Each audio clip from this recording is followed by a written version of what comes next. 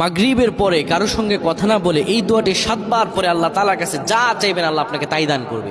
অভাবে আছেন, ঋণগ্রস্ত আছেন, মাথায় টেনশন, ঋণের বোঝা, বাড়িতে থাকতে পারতেছেন না, আল্লাহ সব আপনার পেরেশানি দূর করে দেবে ইনশাআল্লাহ, যদি আপনি আমলটি করতে পারেন।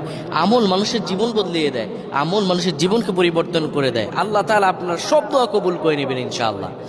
মাগরিব নামাজের পরে কিবলামুখী হয়ে থাকবেন, কারোর সঙ্গে কথা বলবেন না, কারোর সঙ্গে কথা না বলে কিবলামুখী হয়ে আপনি পড়বেন আল্লাহুম্মা আজিরনা মিনান নার, আল্লাহুম্মা আজিরনা মিনান নার, আল্লাহুম্মা আজিরনা মিনান নার।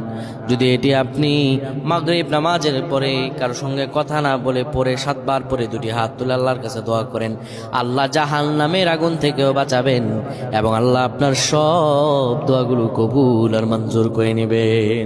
আল্লাহুম্মা আমিন।